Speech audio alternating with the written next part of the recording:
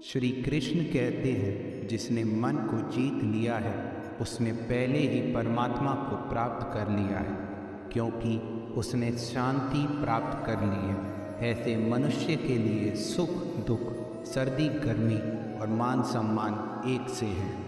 जो दान कर्तव्य समझकर बिना किसी संकोच के किसी ज़रूरतमंद व्यक्ति को दिया जाए वह सात्विक माना जाता है।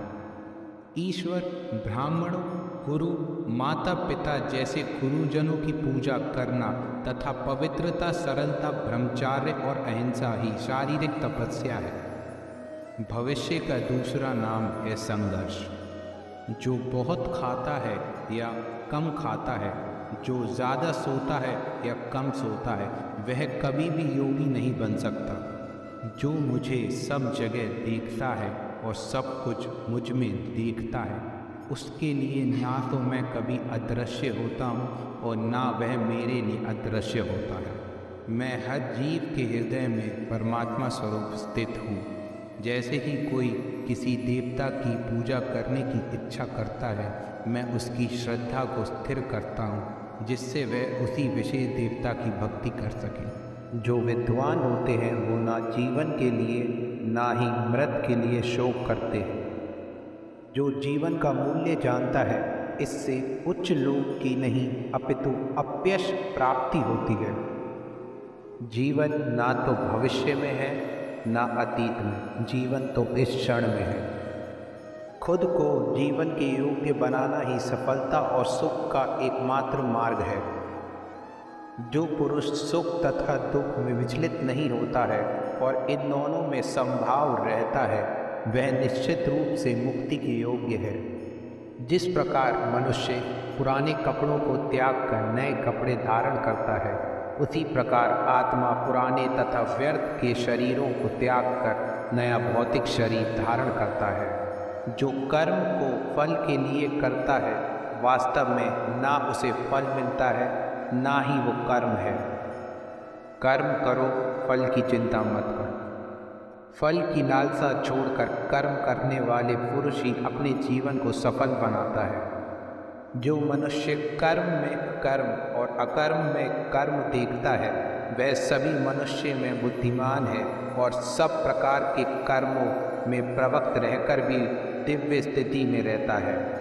गुरु दीक्षा बिना प्राणी के सब कर्म निष्फल होते हैं। अपने अपने कर्म के गुणों का पालन करते हुए प्रत्येक व्यक्ति सिद्ध हो सकता है।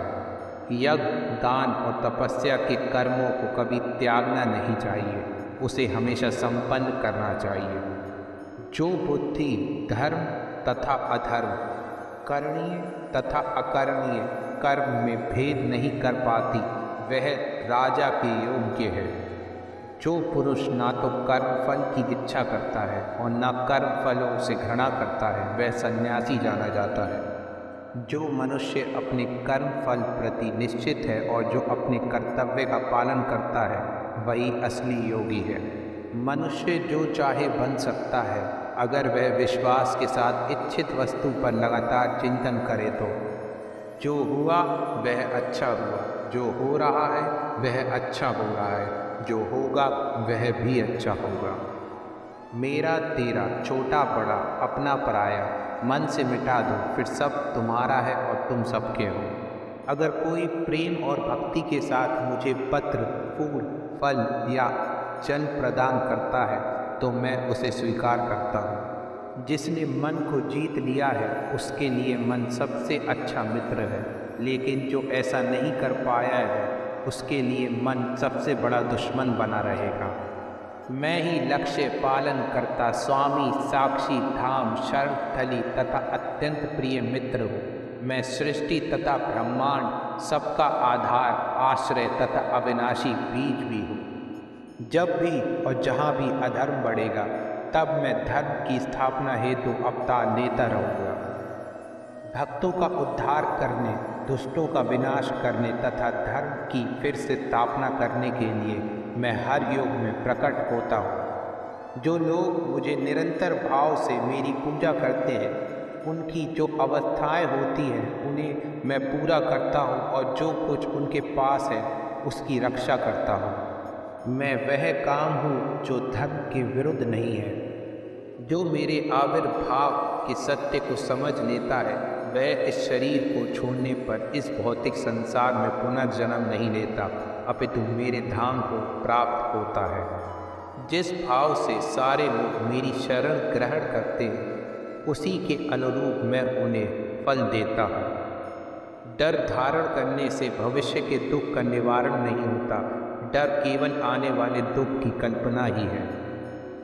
धन और स्त्री सब नाश रूप है, मेरी भक्ति का नाश नहीं है। निर्बलता अवश्य ईश्वर देता है, किंतु मर्यादा मनुष्य का मन ही निर्मित करता है। जो लोग हृदय को नियंत्रित नहीं करते हैं उनके लिए वह शत्रु के समान कार्य करता है। मैं जल का स्वाद, सूर्य तथा चंद्रमा का प्रकाश हूँ, वैदिक मंत्रों में ओंकार हूँ, आकाश में ध्वनि हूँ तथा मनुष्य में सामर्थ्य हूँ। अनेक जन्म के बाद जिसे सचमुच ज्ञान होता है वह मुझको समस्त कारणों का कारण जानकर मेरी शरण में आता है। ऐसा महात्मा अत्यंत दुर्बल होता है। श्री भगवान होने के नाते जो कुछ भूतकाल में घटित हो चुका है, जो वर्तमान में घटित हो रहा है और जो आगे होने वाला है वह सब कुछ जानता हूँ। मैं समस्त जीवों को भी जानता हूँ, किंतु मुझे कोई नहीं जानता। जो व्यक्ति निरंतर और अविचलित भाव से भगवान के रूप में मेरा स्मरण करता है वह मुझको अवश्य ही पा लेता है। जो सभी प्राणियों के दुख सुख को अपने दुख सुख के समान समझता है और सबको समभाव से देखता है वही श्रेष्ठ योगी है। क्रोध से भ्रम पैदा होता है, भ्रम से बुद्धि व्यग्र होती है। जब बुद्धि व्यग्र होती है तब तर्क नष्ट हो जाता है, जब तर्क नष्ट हो जाता है तब व्यक्ति का पतन हो जाता है। प्रत्येक बुद्धिमान व्यक्ति को क्रोध और लाभ त्याग देना चाहिए, क्योंकि इससे आत्मा का पतन होता है। जो लोग हृदय को नियंत्रित नहीं करते हैं उनके लिए वह शत्रु के समान कार्य करता है। दोस्तों, इस वीडियो में इतना ही। अपना ख्याल रखिएगा, मिलते हैं अगली वीडियो में। जय श्री कृष्ण।